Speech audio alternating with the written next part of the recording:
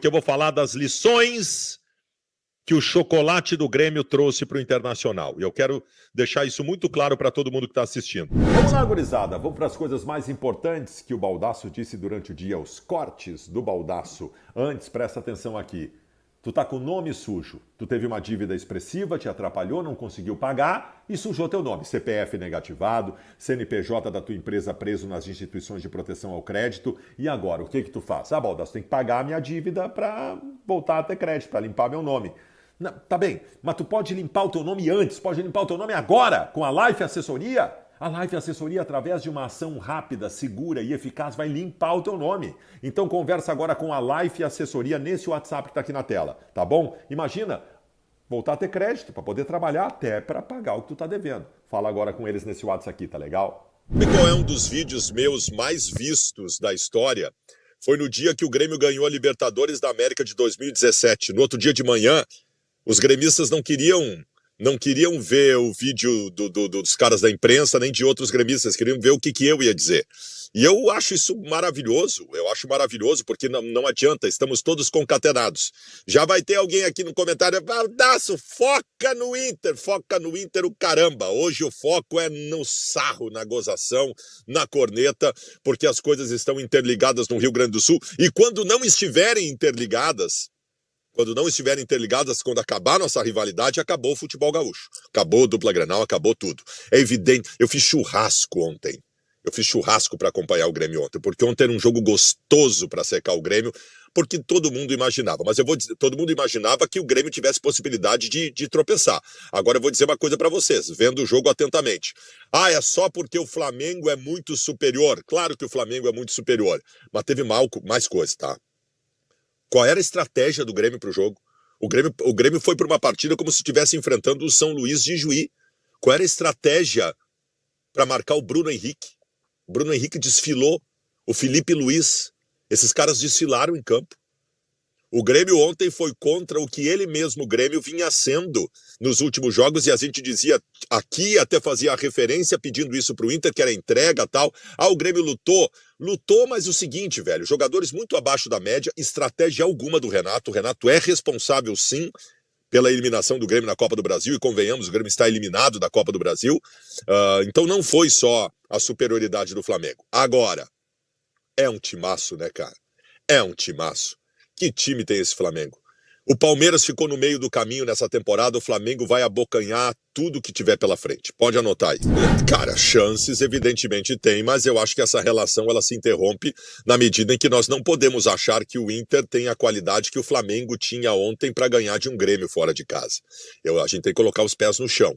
Nós temos que fazer um jogo, aí sim é importante, tá? Eu falei de estratégia do Renato antes aqui. Nós temos que fazer um jogo estratégico na Argentina. Um jogo estratégico.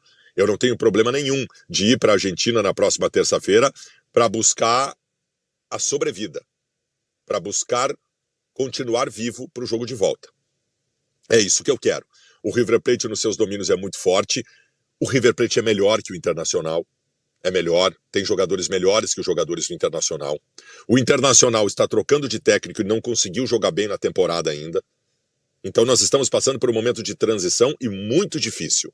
Nós temos que ser muito estratégicos no jogo de lá. E só tem uma pessoa que a gente vai cobrar por isso. Ela se chama Eduardo Cudê.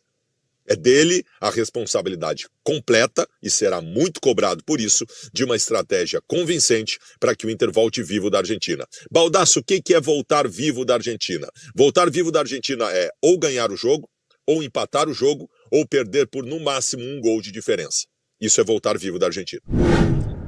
O Ener Valencia, eu vou repetir, tô sendo até cansativo em relação a isso. Caiu a ficha no Beira-Rio de que esse jogador precisa ter um tratamento especial porque ele emendou 2 temporadas. O Ener Valencia não vai poder fazer o mesmo trabalho, a mesma carga de todo mundo no que diz respeito a treinos e no que diz respeito a jogos. Se o Inter passar pelo River Plate, por exemplo, meu querido Lucas Weber, o Internacional vai jogar 4 jogos de Libertadores da América em agosto e mais uns 4 de Campeonato Brasileiro ou 5 de Campeonato Brasileiro. O Ener Valencia vai jogar só Libertadores. Desculpa, se tiver 4 jogos de Libertadores em agosto, o Ener Valencia vai jogar só os 4 jogos da Libertadores. Se nós passarmos pelo River, serão 4. Já era, velho. Já era. Senão nós não vamos ter o cara. E tu pode ter todas as contestações em relação ao início dele. Ai, não foi bem nos 3 jogos, tal. Eu também acho que ele não foi mal lá em Bragança Paulista. Mas a possibilidade que nós temos de algo diferente é o Ener Valencia. Ele foi contratado para isso. Então, tem que preservar o cara. Eu tenho uma paixão quase física pelo Everton Ribeiro desde 2015. Quando o senhor Vitório Pífero não quis contratar ele porque tinha que pagar 1 milhão por mês, quando ele estava na Arábia, e o Vitório Pífero pagou 800 mil por mês na carteira de trabalho para o Undershow vir para o Internacional. Eu sou apaixonado pelo Everton Ribeiro. Ontem teve uma rede de Porto Alegre ontem, né? Não é a rede Baldaço Sul, mas tem as mesmas iniciais, que fez um mano a mano dos jogadores do Grêmio e do Flamengo, e chegou à conclusão que o Grêmio tinha melhores jogadores que o Flamengo. Em determinado momento, eles fizeram a comparação mano a mano, Bitelo e Everton Ribeiro. E para eles o Bitelo era melhor. Eu vou dizer uma coisa, o Sistema Azul, velho, o Sistema Azul não é que ele puxa pro Grêmio, ele não tem vergonha. Eu não sei como é que não tem vergonha tu colocar o Bitelo e o Everton Ribeiro na mesma frase. E ainda dizer que o Bitelo é melhor que o Everton Ribeiro. Cara, isso aí, olha, em outra profissão, se tu comete uma cagada dessas, tu é eliminado da profissão. Eliminado da profissão. É um negócio inacreditável. Everton Ribeiro é maravilhoso. E sobre o negócio do chiqueiro da Arena, eu não gosto de tratar dessa forma, mas assim, o gramado dos caras é uma vergonha. Eles têm um gramado olha, no Campeonato Gaúcho não tem gramado do interior pior que o gramado da Arena. Eu sei que eles têm uma dificuldade lá de iluminação, pensaram mal a Arena, não pega sol num canto da grama e tal, mas alguém tá sendo incompetente lá, cara. Que vergonha, eu fiquei constrangido ontem de um jogo do tamanho do jogo de ontem com um gramado daqueles, cara. Que coisa horrorosa. Uma coisa sobre o Kahneman, tá? Que eu tenho maior respeito porque ele ganhou títulos importantes e está na história do Grêmio como um dos maiores zagueiros da história do Grêmio. Agora, é fato. O Kahneman, depois do advento do VAR, o Kahneman teve muitas dificuldades na carreira. Muitas dificuldades. Porque a maneira que ele pratica o futebol dele é uma maneira que o esporte não permite. Eu vou repetir aqui, tá? Não vou usar clubismo. Ele é muito bom zagueiro. Ele é muito viril, gostaria de ter um jogador desses no meu time, não tem problema nenhum. Agora, ele passa o jogo inteiro agarrando e batendo. E, cara, ele tá tomando um cartão atrás do outro, tá sendo expulso quase que jogo sim, jogo não, porque hoje em dia a arbitragem mudou, a forma de analisar esse tipo de lance mudou. Eu não sei se o Kahneman teria construído a carreira que ele construiu, vitoriosa, e ele tem méritos por isso, se o VAR existisse há 20 anos. Não sei se ele teria construído, porque realmente, velho, o Kahneman joga agarrando, joga batendo e o Grêmio tá tendo dificuldades. Ontem o Grêmio jogou um segundo tempo com um jogador a menos por causa dessa forma de jogar do Kahneman. Cara, deixa eu dar minha opinião. Hoje eu tô falando de tudo, falo do Inter, falo do Grêmio, falo do que quiser. O Luan, falando sério aqui, tá? Analista de futebol agora, sem clubismo. O Luan é o típico caso do jogador de futebol que ficou milionário muito cedo e decidiu abandonar e curtir a vida. Que eu não condeno. O que eu condeno é o cara fazer isso com um contrato no clube. Eu acho que todo jogador, o Adriano Imperador, em determinado momento da vida dele, ele decidiu que ele queria voltar para a comunidade dele e ser feliz tomando cerveja com os amigos dele. E ele tem total direito disso. O Adriano Imperador abandonou a ideia de ser o sucessor do Ronaldo Nazário porque ele queria viver a vida com os amigos dele na comunidade. Tem todo o direito disso. Já estava milionário, tem dinheiro pro resto da vida. O Luan, em determinado momento da carreira, ele largou. Só que ele largou com um contrato de 4 anos com o Corinthians, ganhando 800 mil por mês. Aí é sacanagem com o clube, né? Agora, nesse retorno ao Grêmio, o Luan tem 30 anos. Ele é jovem ainda. O Luan não tem lesão séria que tenha limitado a sua carreira. Se o Grêmio conseguir fazer o Luan botar na cabeça de novo que ele quer ser um jogador de futebol, bola ele tem de sobra. Eu acho o Luan um puta de um jogador de futebol. Agora, o cara que já largou querer pegar de novo, não sei se vai conseguir. Não sei se vai conseguir. Não, você acredita? Eu acredito. Não tenho nenhuma argumentação plausível para explicar por que eu acredito. A única explicação é que eu sou colorado e acho que o time que ganhou do Barcelona, do maior Barcelona da história de Ronaldinho, Gaúcho, Deco e Iniesta, pode ganhar de qualquer um. Agora, eu vou pra Guete com empate lá. Eu vou pra Guete com empate na Argentina. Vou pra Guete comemorar um empate. E outra, se jogar pra empatar, perde. Se jogar para empatar, perde. Não pode abdicar de estar na frente de ir para cima dos caras. Os caras dentro de casa... Cara, o Monumental de Nunes é um dos maiores caldeirões do futebol mundial. O Monumental de Nunes é um inferno. O barulho que faz a torcida do River num jogo lá, eu já tive lá. A Monique também já teve num jogo do Inter e River. Nós já estivemos no Monumental de Nunes num jogo entre Inter e River, lá em 2019. E era um jogo cagado de primeira fase. Não era um jogo decisivo de mata-mata. Os caras são loucos, como a torcida do Boca também. Cara, um caldeirão tem que ter culhão pra jogar lá, velho. Tem que ter culhão. Por isso que eu acho que tem que entrar na história aí os jogadores experientes do Internacional, tá? O mercado, né? Eu lembro, gurizada, nós temos algumas passagens da nossa história que são emblemáticas em relação a saber jogar esse tipo de jogo. Em 2004, em 2005, nós jogamos a Copa Sul-Americana. O Inter estava se reambientando a competições internacionais, né? Ali na retomada. O Inter tomou 2 sacos do Boca Juniors nas 2 Sul-Americanas na Bombonera, em que os jogadores do Inter chegavam lá com os olhos arregalados e tirando foto da arquibancada. Tá? Então, aí eu, em compensação, em 2008, já amadurecido, eu peguei o Boca na Bombonera, na Sul-Americana, com o D'Alessandro botando o dedo na cara dos caras e com o Alex dando janelinha nos caras. Porque aí era um time de personalidade. Eu tenho hoje no meu time jogadores com personalidade para saber enfrentar um caldeirão desses. O Mercado, porra, o Rocher, o Arangues, são jogadores de nível internacional, jogadores de Copa do Mundo. Esses caras sabem enfrentar adversidades nesse sentido. Mas eu também tenho no time uns guri que pode se cagar. Então tem que estar todo mundo na mesma toada, sabendo que é mais um jogo. Ah, é caldeirão? Foda-se, velho. Vamos pra cima deles. Vamos pra cima deles. Eu tenho vários flamenguistas que me assistem aqui. Muito. E eles talvez não tenham capacidade de fazer essa análise que eu vou fazer, porque eles têm muito envolvimento sentimental com coisas da história do clube. Por exemplo, com o Zico.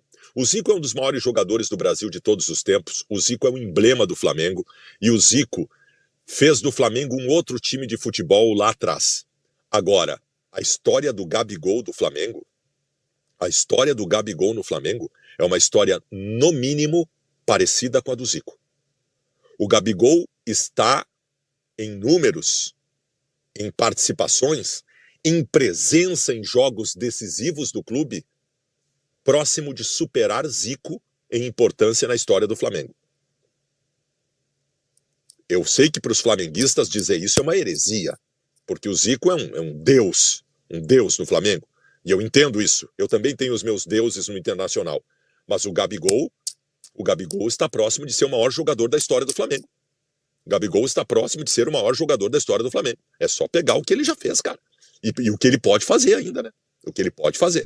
Porque eu vou falar das lições que o chocolate do Grêmio trouxe para o Internacional. E eu quero deixar isso muito claro para todo mundo que está assistindo. Sabe o que eu ouvi muito de pessoas próximas gremistas hoje, durante o dia, quando eu zoava delas? Cara, hoje eu passei por farmácia, passei por mercado, e eu vi colorado zoando o gremista em tudo que é lugar. E eu vi os gremistas dizendo o seguinte: aproveitem, porque até terça-feira, quando será a vez de vocês tomar um chocolate. Eu pensei muito nisso, porque eu acompanhei bem o jogo do Grêmio ontem. E eu tenho a minha visão do porquê que o Grêmio perdeu ontem. Ah, Baldasso, o Grêmio perdeu ontem porque o Flamengo é muito melhor. Bom, mas aí nós estamos ferrados, porque o River também é muito melhor do que nós. Então não vamos nem viajar para a Argentina. O Grêmio não perdeu ontem só porque o Flamengo é muito melhor do que ele. O Grêmio perdeu ontem porque o senhor Renato Portaluppi não estabeleceu nenhuma estratégia específica para o jogo. Em especial, por ser o Flamengo muito melhor que ele, Grêmio. Isso, para mim, é mais determinante até do que o fato do Flamengo ser muito melhor do que o Grêmio, e nós sabemos disso. Mas eu digo para vocês, quem era melhor em 2006? O Inter ou o Barcelona? Hein? Quem era melhor? O Barcelona era muito melhor até do que o Flamengo é em relação ao Grêmio e que o River é em relação ao Inter na terça-feira. Como é que o Inter venceu o Barcelona? Por acaso? Não. O Inter jogou uma bola danada naquele jogo. O Inter não foi inferior ao Barcelona naquele jogo, mas como é que pode isso, Baldasso? Eu explico para vocês como é que pode. Sabe por que o Internacional venceu o Barcelona aquela vez? Porque colocou em campo uma estratégia impecável. Impecável. De quem admitiu que era muito pior que o adversário e abriu mão de muitas coisas para estar em campo com o que precisava estar, da forma que precisava estar para ganhar do Barcelona, e ganhou. O Fernandão, que era o principal jogador do Internacional, a grande liderança, antes do jogo, nas conversas, bolando a estratégia, disse para todos o seguinte: hoje eu não vou jogar. O Fernandão disse isso. Eu vou estar em campo hoje para marcar o Thiago Motta. Porque se esse cara não jogar, eles não vão conseguir evoluir no meio-campo. O Fernandão abriu mão de ser estrela no principal jogo da história do Inter por conta de uma estratégia. Porque eles sabiam, o Abel sabia, que se não houvesse a estratégia impecável naquele jogo, o Inter não teria como ganhar do Barcelona. Porque o Barcelona era muito melhor. Onde tu quer chegar, Baldasso? Eu vou dizer para vocês onde eu quero chegar. Eu quero chegar no seguinte ponto. Terça-feira, contra o River na Argentina, nós precisamos da estratégia perfeita, da estratégia impecável. Essa é hora. Ah, Baldasso, mas é o Inter. O Inter não pode se curvar. O Inter não pode. O Internacional tem que botar o rabinho entre as pernas e entender que o adversário é melhor. O técnico Eduardo Cudê, os seus pares de comissão técnica precisam analisar cada ponto deste time do River Plate e tentar anular. Anular cada pontinho importante que eles têm na evolução do time deles. O Internacional só volta vivo do jogo contra o River Plate se usar a estratégia impecável, porque o River é melhor e estará jogando dentro do seu caldeirão. O Internacional precisa, no jogo da terça-feira, ter uma estratégia que anule os principais pontos do adversário, mesmo que ele, Inter, em muitos momentos da partida, abdique de jogar o futebol que o Cudê considere o futebol que os times dele tenham que jogar. Ah, mas o Inter, se jogar reativo, dane-se, joga. Ah, mas nós vamos jogar por uma bola, dane-se, joga. Se o Internacional for para essa partida, este Inter, que não jogou nada a temporada inteira, achando que é mais um jogo, vamos jogar o nosso futebol, dane-se o resultado. Dane-se o que eles jogam, nós temos que jogar o nosso jogo. Se o Inter fizer isso, o Inter volta morto da Argentina. O primeiro grande caso na história de futebol de quem foi soberbo a este ponto, como o Renato foi ontem, achando que estava jogando contra o Cuiabá dentro da arena, o primeiro que fez isso foi o senhor Zagallo. Em 1974, quando perguntaram para ele: Zagallo, como é que tu vai enfrentar essa seleção da Holanda, o carrossel holandês? E o Zagallo disse: não sou eu que tenho que me preocupar com eles. Eles têm que se preocupar comigo. E o Brasil, a seleção brasileira na Copa de 74, tomou um rodeão, um totó da Holanda e perdeu por 2-0 e ficou fora da Copa do Mundo. As lições estão dadas e ontem esfregaram na nossa cara a lição que o Grêmio levou. Hoje nós estamos zoando o Grêmio tudo, mas se terça-feira nós não fizermos diferente do que o Grêmio fez, nós vamos passar pela mesma vergonha e pelo mesmo chocolate. Estratégia, como diria o capitão Nascimento, estratégia é o que o Inter precisa ter na terça-feira contra o River Plate, senhoras e senhores. Tu acha que o Pedro Henrique é muito diferente do Valência em característica? O que é o Valência? O Valência é um cara que vem pelos lados e entra na área. O Pedro Henrique é um cara que vem pelos lados. O Pedro Henrique, o seu único bom momento na temporada de 2023, onde foi? Na área. Quando o Mano encheu o saco do alemão e colocou o Pedro Henrique de centroavante, foi o único momento que nós fizemos uma sequenciazinha de gol na temporada. Foi com o Pedro Henrique de centroavante. Então não foge muito da característica. É que eu imaginei que ele colocasse outro centroavante. Ou o Luiz Adriano ou o Luca. Mas não. Essa informação da galera da Revista Colorada é realmente importante. O Pedro Henrique pode começar o jogo. E o Maurício não. Né? Seria a mesma linha de 3 do meio campo. Depena, Arangues... Isso. E Wanderson. Só mudaria na frente com o Valência sendo poupado, e tem que ser poupado, porque ele tem uma contratura muscular. E aí jogaria o Pedro Henrique. Tá aí, grande informação. Essa informação é forte. Eu tô quietinho. Para vocês terem uma ideia, lá em 2020, porque eu sou um apaixonado pelo Rodrigo Moledo, eu sempre fui. E em 2020 o Rodrigo Moledo era o melhor zagueiro da sua posição do Brasil, junto do Jeromel, do adversário. Quando ele tirou o Rodrigo Moledo do time, com a argumentação de que não tinha saída de bola e botou o Bruno Fux, eu engoli seco. Engoli seco, ele estava começando o trabalho e eu disse, olha, eu não concordo, mas vamos dar chance pro cara que está tentando implementar o time dele, vamos ver qual é que é. E depois deu as merdas todas que deram, né? Eu estou fazendo a mesma coisa agora. Eu não estou nem dizendo sobre o Rômulo ter saído do time titular, que até é discutível, tá? Porque ele estava muito bem. Mas ele tirou o Rômulo da função. O Rômulo não é mais nem reserva do reserva do reserva do reserva como primeiro volante. O Rômulo ele colocou como lateral direito. Eu não concordo, mas eu tô pianinho. Ele tá chegando agora, ele quer implementar o time dele. Vamos ver lá adiante. Tá, eu vou dizer uma coisa, tá falando um colorado aqui, tá? Vocês têm uma bronca do Luan, que ele é corintiano, né, o Danilo Morata. Vocês odeiam o Luan, que o Luan comeu 800 conto por mês de vocês anos fazendo festa e sem jogar. Vocês têm todo o direito de odiar o Luan.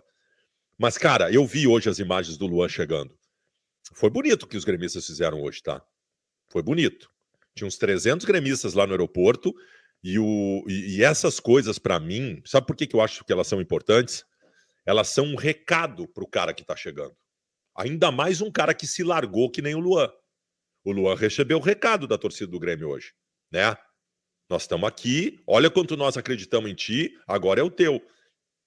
E aí eu tava ouvindo a Rádio Grenal, aí o repórter da Rádio Grenal ouviu um torcedor e perguntou pro torcedor o seguinte, o que vocês esperam do Luan a partir de agora? E o torcedor respondeu o seguinte, ele sabe o que ele tem que fazer.